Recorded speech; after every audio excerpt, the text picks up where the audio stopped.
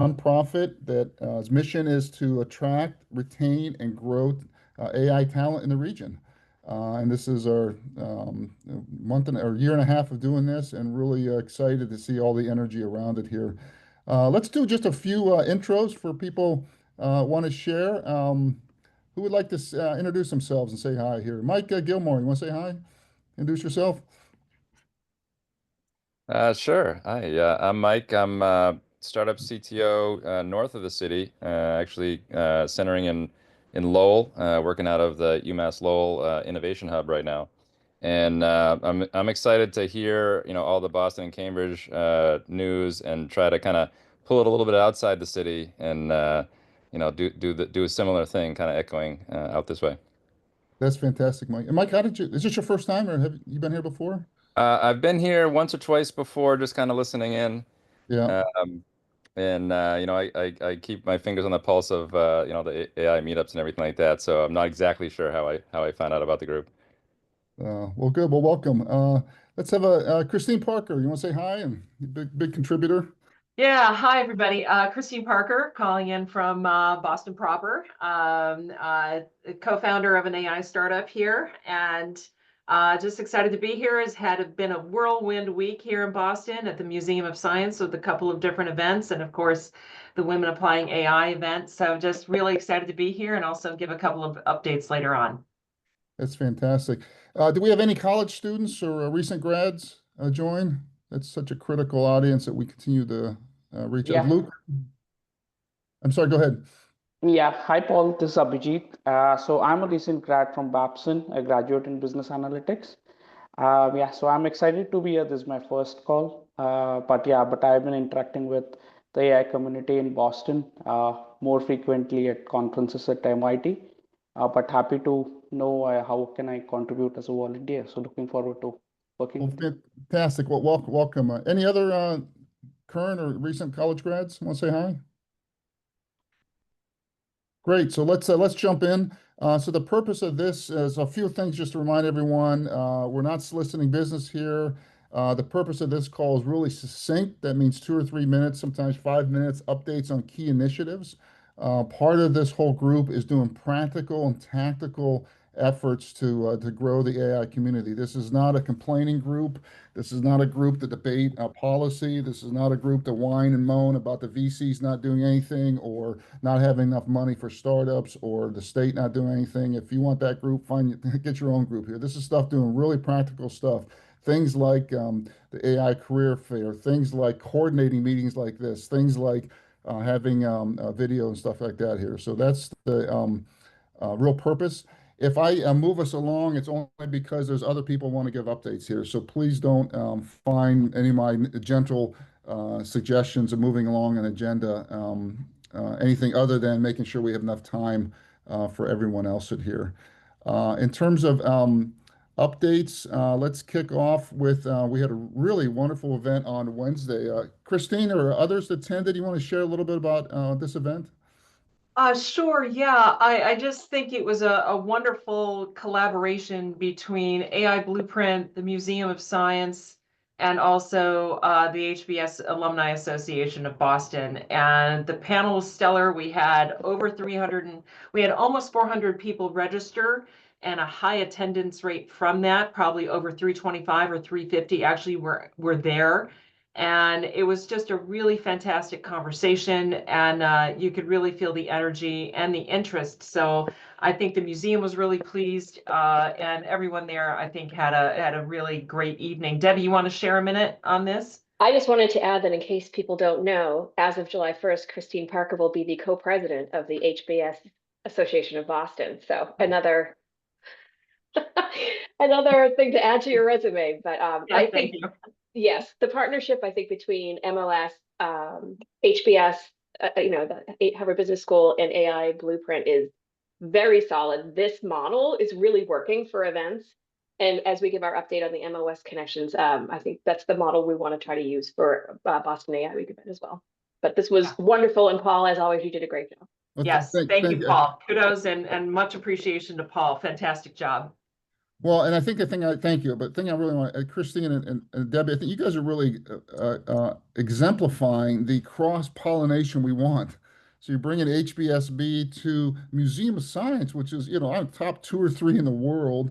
Tim, the president of that, couldn't have said more kind things about this effort and how much he wants to be a convener of these type of events here, and particularly with that new space they're building upstairs here. So it's really, really exciting. And thanks everyone for anybody else who attended that want to share any other observations.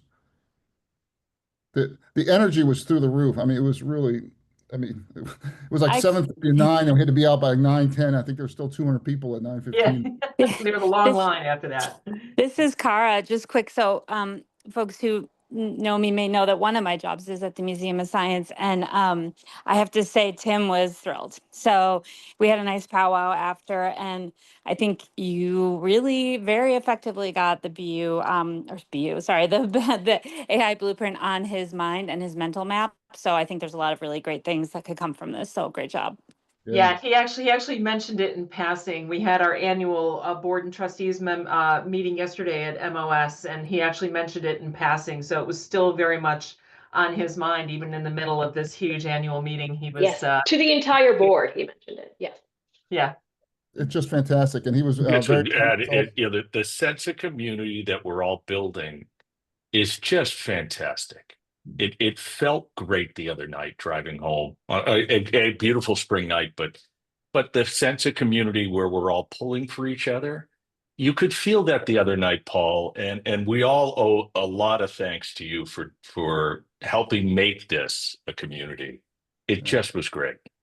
Yeah, that's like Brendan. Thanks for the kind words, but tell us more about that. What is missing that these in-person events are pulling together? Is it just meeting people, or learning, or information, or?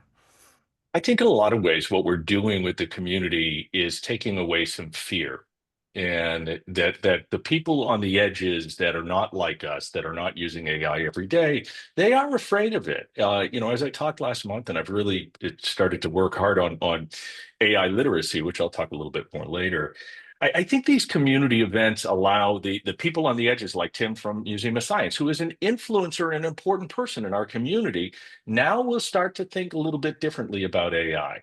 And so as our community strengthens, we're going to need to expand it and bring those who don't have the AI experience that we do in. And it all starts, it's like we're building an AI insurgency in the state of Massachusetts, and it starts with us, an idea insurgency. And that's what it felt like the other night to me. I'll just pile onto that really quickly. And Brendan, you bring up a huge thing, and it's the AI literacy and taking the fear out of it. And I think one of the things that would be great with all of the events, and I know it's a thread through really many of our events, but especially opportunities like the other night, is, what 1 or 2 takeaways, usable, tangible things, or a different way of thinking about AI and what its possibilities are, can we parlay to the audience, right? If there's one thing that most of the people from an audience of 350 can walk away with, what can we impart to them, right?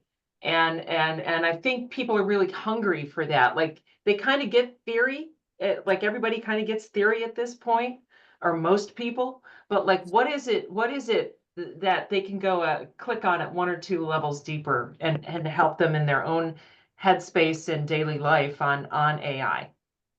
That's great. Go ahead, Crystal. So I'm going to provide the perspective of a person who really is just learning AI. And so I think this notion of literacy in this space is so important. I just attended a week, an event this week by Gartner Group, and it's a New York CHRO, so Chief Human Resources Officer, convening in the city.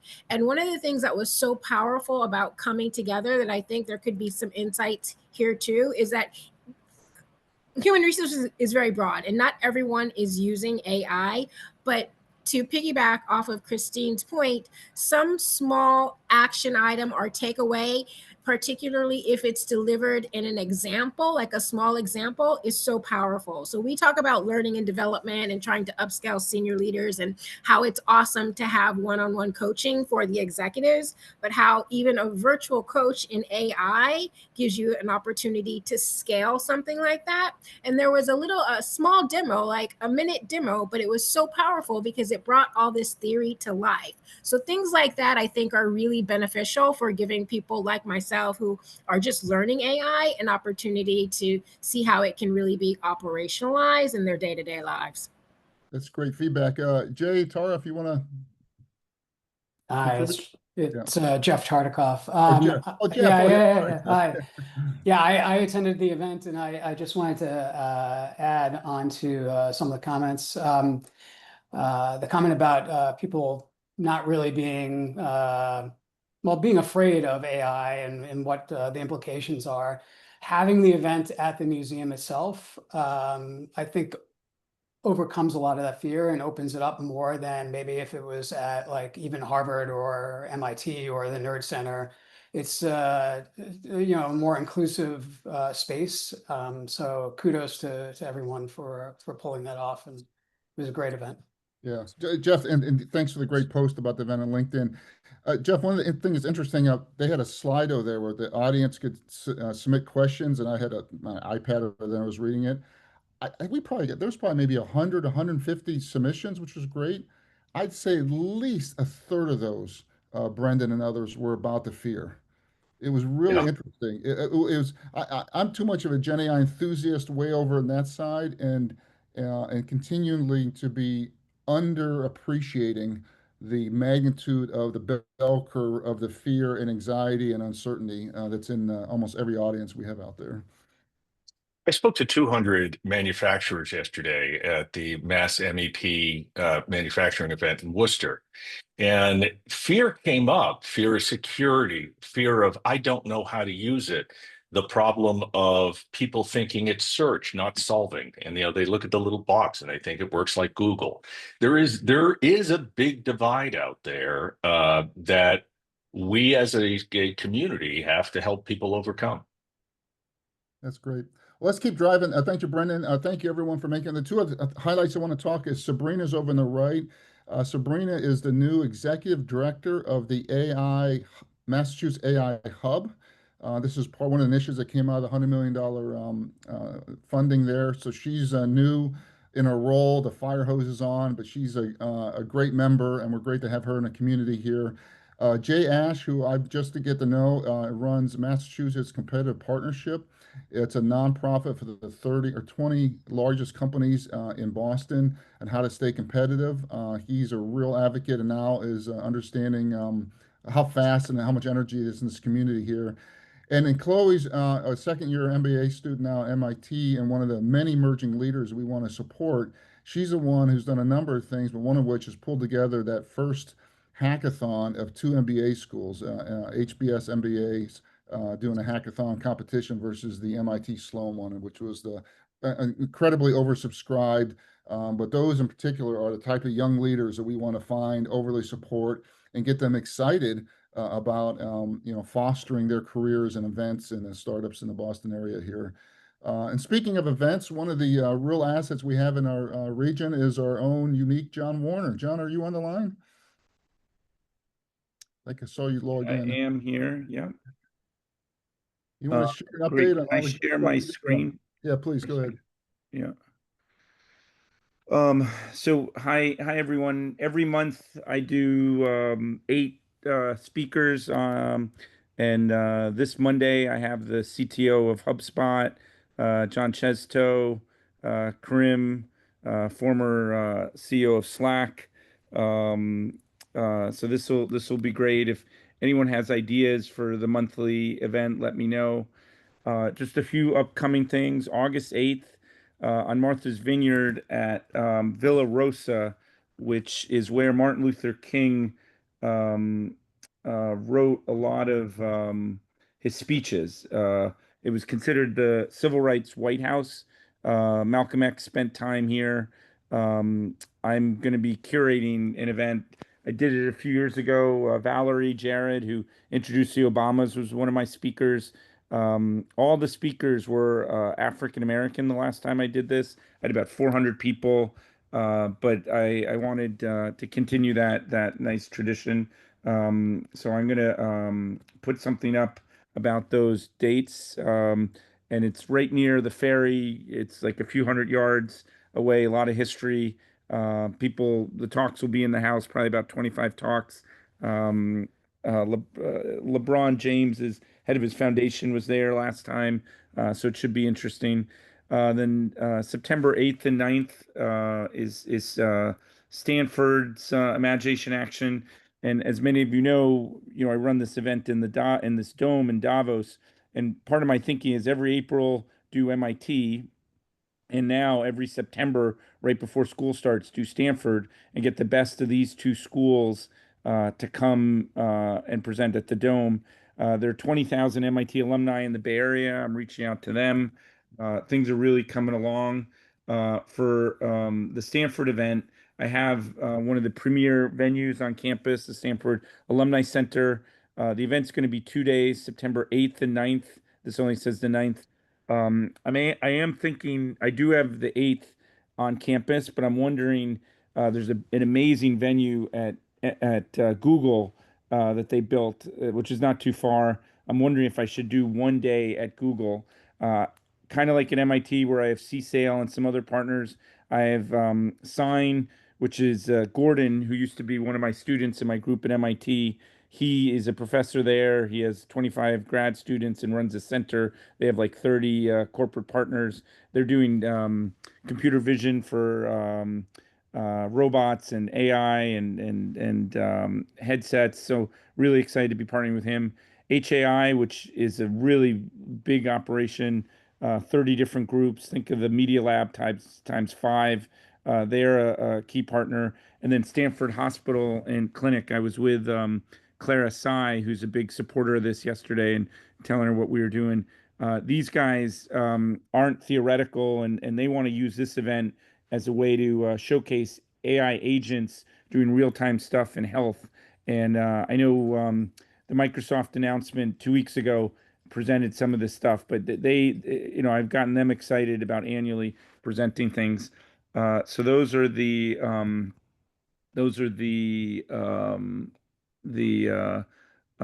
key partners. I could get more partners. I did run an event at Stanford a few years ago.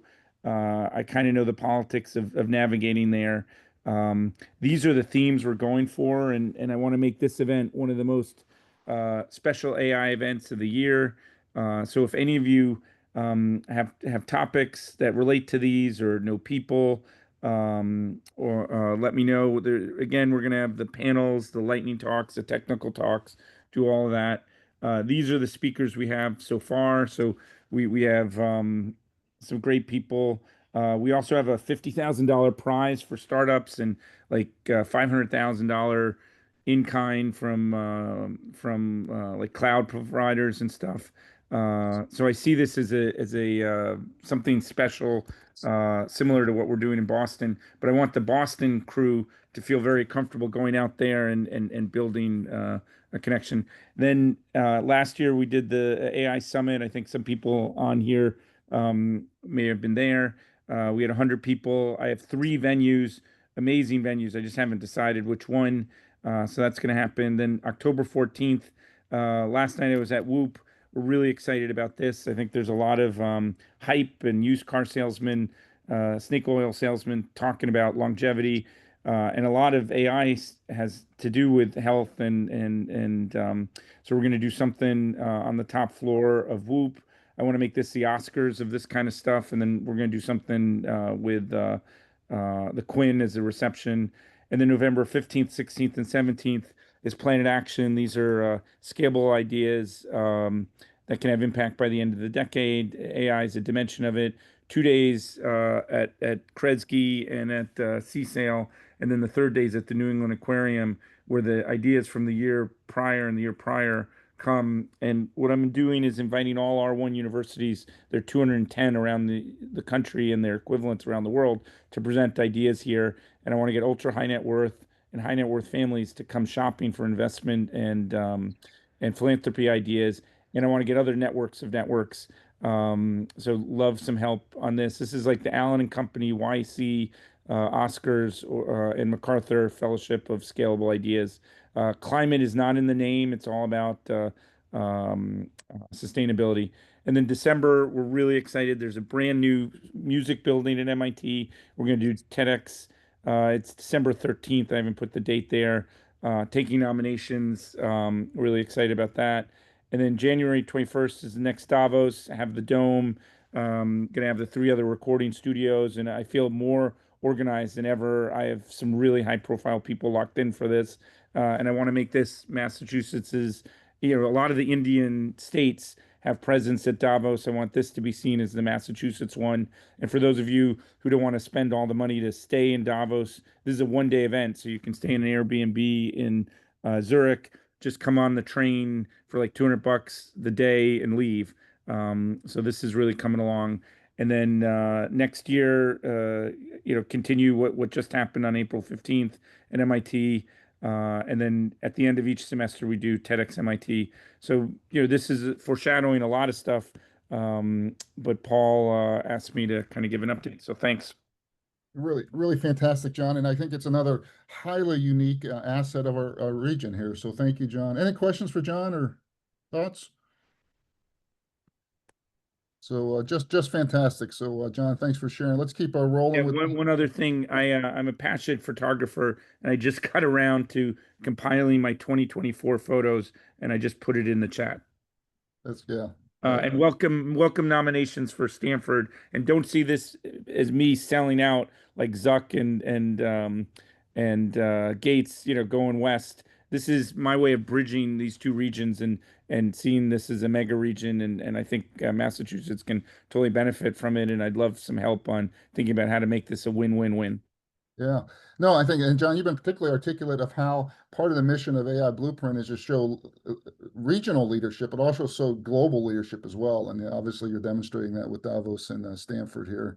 One of the things that's coming up is Judah's not able to join, but we have Boston AI Week. That's September 26th to October 3rd.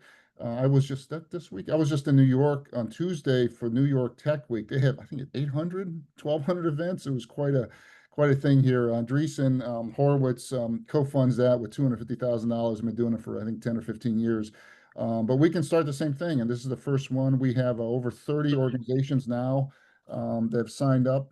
Anyone can do an event. This is just a decentralized week of events with a centralized calendar where everyone's just listing their events. Events can be large or small. They can be paid or free. They can be public or private. And if you take a look at the website, we already got Microsoft and Emerson College. We've got our conference here. I know John's thinking about doing one on Thursday night, so I encourage you to do it.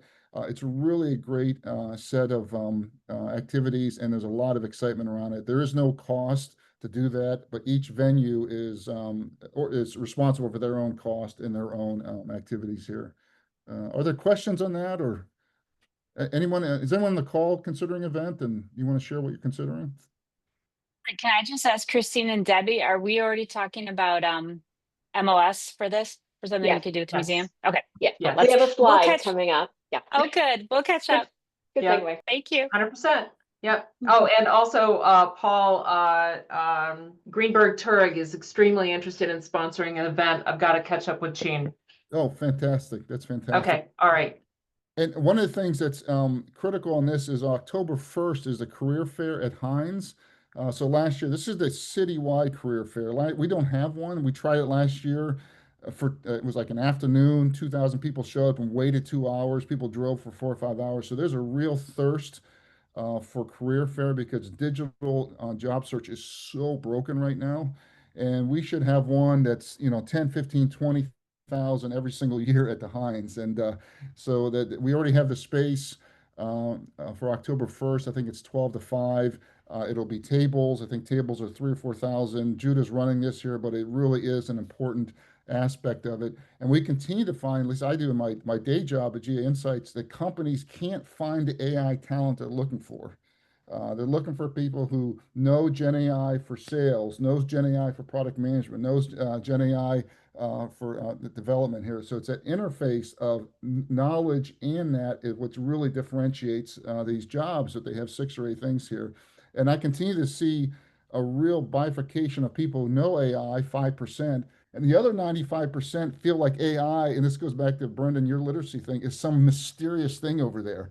Oh, I don't know how to code in a large language model, therefore I can't use AI. And that's the real opportunity that we're seeing for employers here. Because even though employers keep telling me they got a lockdown of new hires because of the recession and all the tariff stuff here, they do want to find more people who can have small teams of humans with 30, 40 different robots, software robots. Paul, What does this that is look the like? image from last year. The room was over here where the job fair was, and this is all the people that were locked out because they couldn't get in because it was at capacity John, for are a bunch of. you sharing an image? Yeah, do you not see it? No, we don't see it. I can see it. Yeah, I see it. It's there. Yeah, I took it down. Move on. Okay. All right. Yeah, and just so one of the things, I felt so bad. So I was standing in the door, and all these people waited 2 hours. And I was like, oh my God, I'm like apologizing all of them, and so many of them said, no, no, we actually had a really good time, because during that 2 hours they ended up networking and with all the different people in here. So I said, it's not a bug, it's actually a feature. I said, next year we're going to charge you for waiting in line because it's such a great networking here. So Well, and we had people go work the line and present jobs when they realized they couldn't get everyone in the room. yeah, it was really, really great here. Anyway, so the key ask is host an event. Anyone can do it. If you know sponsors, we just really need the sponsors are really just some extra money to help amplify the shared calendar here. Where no one's trying to make money on this here. But let me know and check out. But it's really, really exciting here, and I think it's Do you another. have a sponsorship package, Paul, somewhere? Judah does. Okay, If you can thanks. email him, yeah. He's got 6 or 8 people that are actually very interested in sponsoring the whole week just to amplify it. We've had multiple conversations with both the state and city and the federal political leaders here for that career fair. I think it's going to be a fabulous photo opportunity for all the politicians around that. You could see, all these people here. So I think it's a nice galvanizing thing for the region, for all these different groups, but also for us to continue to blend the public support with all these other activities. And just as a community, think of the last few months, vibe coding and Sesame, those dropped just recently. Things are going to be moving so much faster that we can't look to how the internet was rolled out. In a few months, the world's going to be at a different place, and we should be helping our region keep up. And and this is our nation a coordination act with this call and a lot of activities you guys are doing here. I have people from San Francisco, Cincinnati, Chicago, New York, and Atlanta all asking us to do, can't you do an AI blueprint for those? And I'm saying, guys, it's not everything's recorded. It's a Zoom call and a bunch of emails. It's just really that last mile of a little bit of coordinating and finding all you great enthusiasts out there who are collaborators to work on it. So there's not rocket scientists. This the opportunity is huge. This is not a zero-sum game. So lots of different opportunities here. Let's I keep know, driving. Paul, sounds like a franchise opportunity, maybe, right? Maybe I just want us to get our region in a more global leadership. But let's keep driving updates. Debbie and Christine, Museum of Science. Yeah, Debbie, you want to go ahead and we already covered the highlights from this week. Yeah. So talk about the AI week in September. Yeah, sure. Again, just to hit a few highlights here. We have created a submission form. So anyone from AI Blueprint who is interested in having an event at the museum, there's a form, there's a link here for a form that you can submit. We've got that a little more operationalized now. I also added a link to the video of the new space. So the whole Blue Wing is getting redone, and it's going to be this epic space of, very all digital. You could have one exhibit in the morning, a different one at night, and an event in the evening. It is going to be amazing. And I think that this was going to be, we really want MOS to be the physical meeting place of AI in Boston, and MIT, of course, John. And then again, I'm working with the museum just to figure out an exact date and what we want the topic to be, but it would most likely be around it's the year of being human at the museum. So we'll do something about, AI being human in the age of AI kind of a topic. And we will get that on the calendar and promote AI Boston AI Week through the museum. Debbie, is there classroom facilities at the Museum of Science? I don't know if I would call it classroom. There are definitely meeting rooms. Actually, that might be a better question for Kara. Yeah, but I can answer. there are definitely meeting rooms that you can set up in various ways there. Yeah, and quickly, we do have some classroom type spaces. Just one thing about the Boston Science Common, which is the other space that she's talking about, is opening in fall 26. It's sponsored by Mike Bloomberg, which is very exciting. It's going to be the best view in Boston, just so you know, it's gorgeous. And it's like a big glass box basically on the back of the museum where it used to be all brick. The goal of that space is to be approximately 40% community driven programming. So it's going to be, a great event space that people can rent, but it's also a co-creation space that we want to activate with community. So we're going to have a deep space, like a projection room will be the first one in the United States to have it. It's going to be incredible. So we can't make this work without the community. So there's a lot of opportunities for collaboration. And again, the soft open is in summer and then around July 4th next year. And then the big real opening is in October 26th. So that's a gorgeous space, and happy to, there are some people who even get to come do hard hat tours. So let us know if you're interested. They're really fun. I will say the one thing, like their goal of this is to like create events that make the world gasp. I love that sort of goal. Yes. So I think we'll all definitely be part of that. Yeah, and it's going to have studio and like all kinds of digital opportunities. It's going to be a lot of fun. It's going to be amazing. Yeah. Yeah. I mean, what an opportunity to have these globally unique venues, organizations, and brands like Museum of Science and MIT and Harvard. We really have so many assets here. Let's keep driving. Updates on, we submitted a grant. We were not successful. We were declined, but I really appreciate the letters of support. We've got it posted on the website. It was overwhelming. Museum of Science, President of Babson College, Mass TLC, Mass Challenge. So there really is a thirst for more kind of community building and connection, and we'll continue to look for that. We did incorporate as a nonprofit, although we're not taking any donations right now, but to the extent we do get a grant or do want to get a little bit of funding and at least pay for the Zoom calls and stuff, we can at least have that set up here. Katie, are you on? So Katie's been working on we've talked about one of the Yes, I am. Oh, okay. Go ahead, Katie. You want to give a quick update to that? And it sounds like you guys are a stopping point and we're looking for someone else to take to the next level. Is that the right headline? Yeah. Right. We've got a 90-second video. We'll call it draft 1. We've got a great script to look at. And then we've got a lot of photos and imagery. I think what would be great is to have someone who really wants to learn runway ML type tools to tie together some awesome Boston imagery and other artifacts, and can certainly take the script and change it, modify it. But that would be great to have someone who wants to learn one of these runway ML type tools and really do production of the video. All the pieces are there, and there is a draft video available. That's great. Katie, really appreciate it. And the goal here is to figure out a quote commercial for these 435,000 students that come every single year to our region. 17,000 of them are engineering, data science, software. You should not be able to come to our region and not at least hear the commercial. You should know about Museum of Science and John Warner and all the great stuff this group's here. You should know that there's a unicorn tech companies here. You should know that there's a vibrant VC community here. And just because you're from outside the United States, for instance, and you know Silicon Valley, that's not the only place that innovation's happening here. Yet that's 90% of certainly the international students who come here. So we've really have a unique pipeline of talent flowing through our physical region that we have an opportunity to at least make aware of this. And, and it's not any cheaper to live in San Francisco than it is here. So the whole housing thing is an absolute red herring. There's plenty of companies here. A lot of times people just aren't aware of it here. So that's an easy solvable thing here. And this is a great effort, Katie. And we're looking for people to now take it to the next level here because there's a nice emotional thing.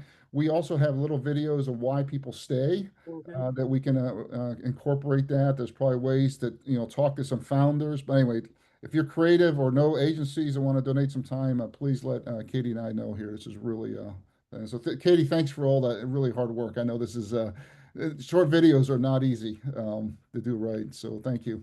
It's a really great start. Great. Adam or Beth, are you guys on? I can't see. Yeah, we are. I think we're really ready to start thinking about how to distribute Okay. the playbook. Or I don't know where it should have a final resting place. Seems too morbid. This is a more permanent home. How about that? Great. One of the interesting things that I learned on Wednesday night at the Museum of Science, Adam, was I forget who it was, Jay or somebody saying, it's like, well, why does so doesn't matter who that. They said, why does this town need another group? I said, that's a really good question. I said, I don't want to go to another meeting here. I said, but the things people were looking for, we didn't see out there, a list of all the in-person events. I said, the other thing is, and this came from, I don't want to name the company, but someone who's a Gen AI enthusiast and their company was thinking about New York or Silicon Valley as a center of excellence, and they just wanted 5 slides that make the Nice. case, and it didn't exist. And this person I was talking about was just shocked. I said, that's practical, tactical things we're trying to do here. So this is really a great work here, Adam. So appreciate that. Luke, I think yet another one is a list of all the colleges and spreadsheets here, and Luke's been working on that. And Luke, are you on? Luke, Joe, I didn't see him log in. Luke is a couple of years out, UMass graduate, but he started the AI club there. He's very enthusiastic about supporting AI clubs at other colleges, universities here. There's a spreadsheet link on the website. I think he's got maybe 50 or 60 or 70% of all the colleges, still a lot that we're missing here. So it's a real opportunity to also continue to tighten that up as well. A lot of interest. I'm not sure a lot of activity yet, but a lot of interest in helping K through 12. Javid or Beth or Paul, anyone have updates on this? All right, we'll keep moving. Event listing. This is kind of autopilot here, but it is. You can go to but you can go to AI Blueprint Massachusetts. You can see the event listing there here. It's really great. Great way to do that. If you aren't aware of the Sunday Club, it's a fantastic, yet a wildly globally unique effort.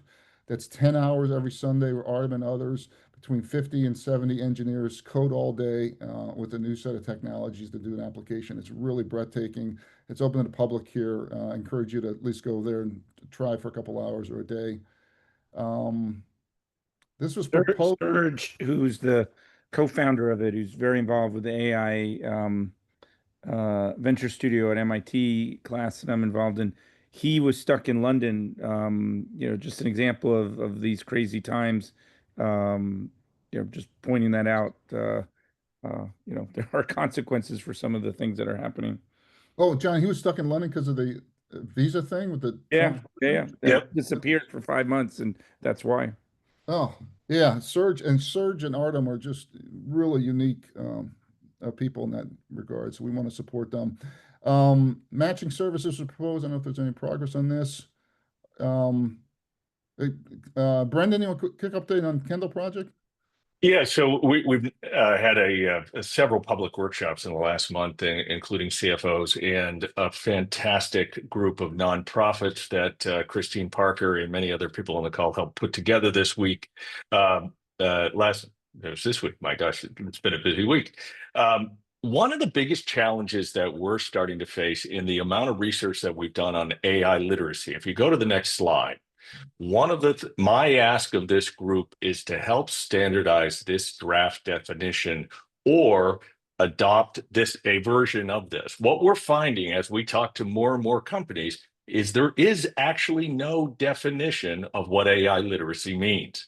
This is our draft. I'm not saying this is right. I'm not, before we put something out, I believe that we as a community should have an AI literacy definition. We put this stake in the ground because we believe problem solving is the purpose of AI, and people need to get jobs done reliably and repeatably, and safely. And so if this is something, I'd love to get some feedback on this. And the only event announcements that we have for Kendall Project is on the 25th of this month. We're going to do a year in review where we share the top 10 problems from the markets, from the 1,500 problems that we've curated in our workshops over the past year. So we're going to share the top banker problems, top manufacturing problems, top accounting problems, et cetera, et cetera.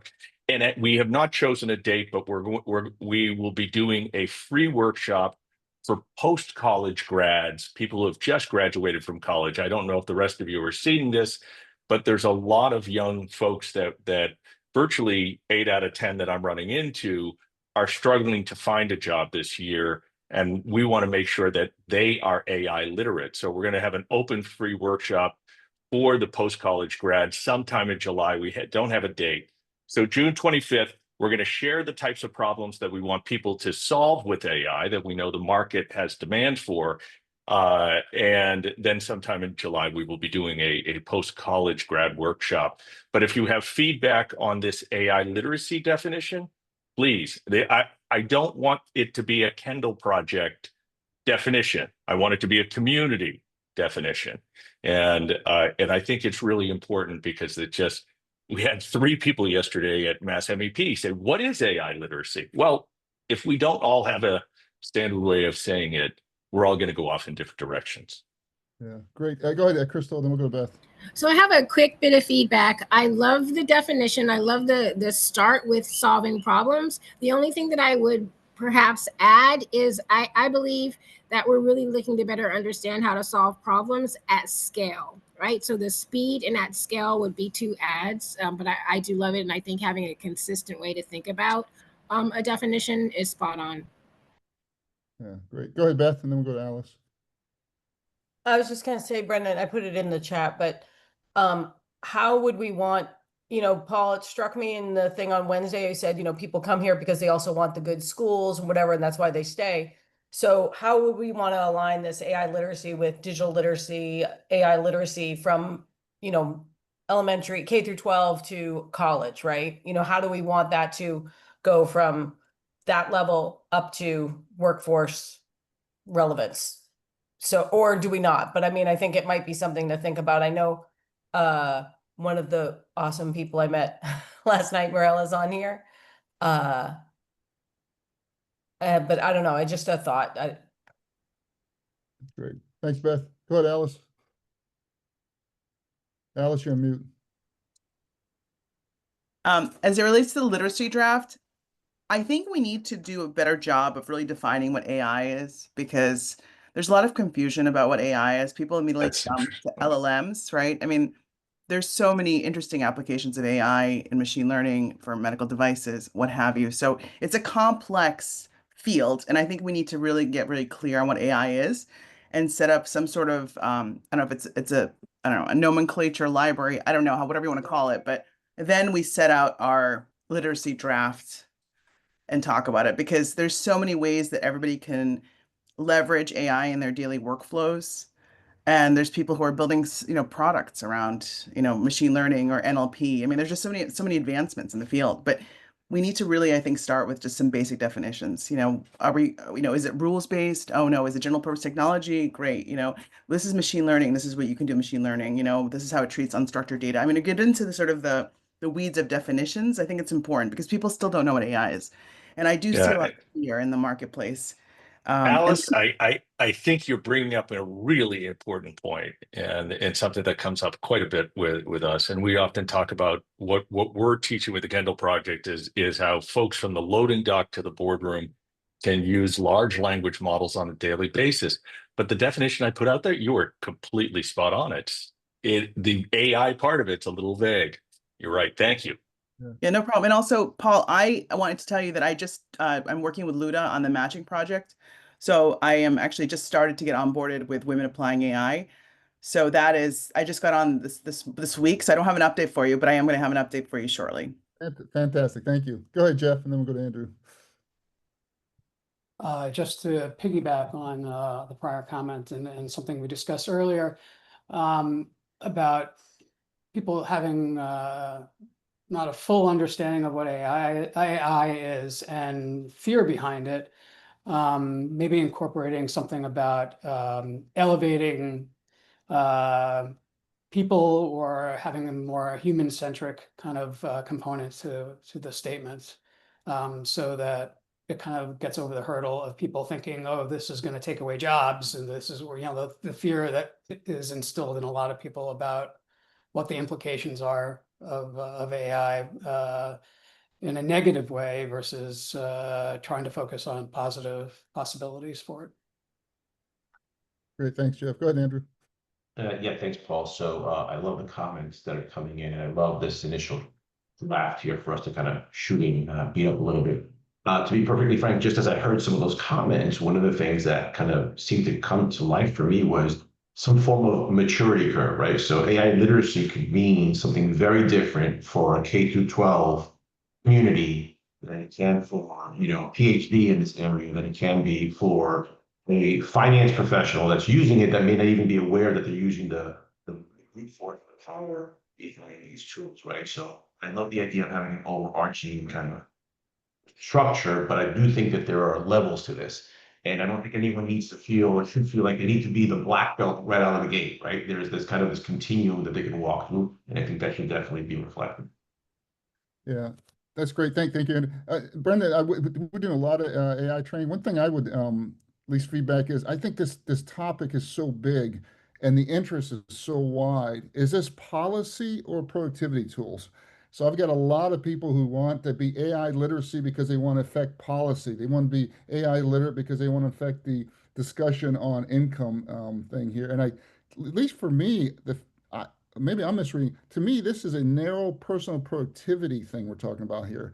How do people use these tools like Office 365 to get 20, 30, 40% productivity enhancement, which is to me different. Alice, to me, AI can go personal productivity and go in a process or in the product here.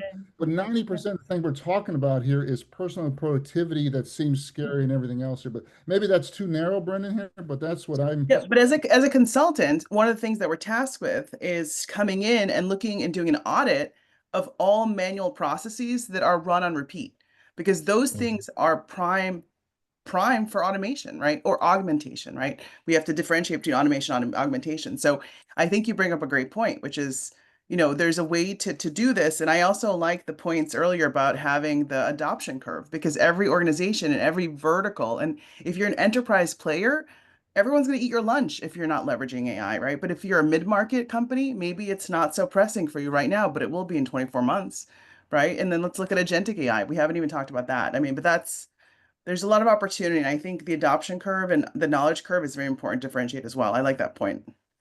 That's great. Yeah, one of the reasons that we started with it to solve problems is to make it accessible to just about anything, because ultimately we're all using AI to solve problems. It doesn't matter whether it's a policy problem or research or what have you, it's still solving. So we start with that, but from there, all of your points are right on, and we can't our objective is to have a definition that enterprises, people, startups, and students can just get. So let's hack at this, and hopefully we can all come to something. Yeah, pick up a shovel, right, Paul? We all pick up shovels. It's a shovel group. Thank you, Alice. So at Boston AI Week, if you're thinking that, look at John's events, fabulous one there. Look at Kendall Square, support Museum of Science. If you know people very passionate about taking the video to the next level, let us know. Lots of great things going on. Sabrina's in her new role, so let's figure out how to support her and amplify her because she's dealing with the fire hose right now. And let's keep building the community. It's really exciting here. Transformations coming here. 9 months ago, I didn't believe the following statement that 95% of all cognitive things that people and humans do in 2 years from now will be done better by AI. I firmly believe that in every discipline. I will have a food fight and defend that. And the world does not understand that. And that's the challenge. We are in a unique part of human history here. You guys see it, 99.5% of our other citizens and colleagues don't. And we need to help navigate all of us through for our families, for our careers, for our companies, and for our region here. So really great call, everyone. We'll get this posted on night. And thank you so much. We'll end. Thank you.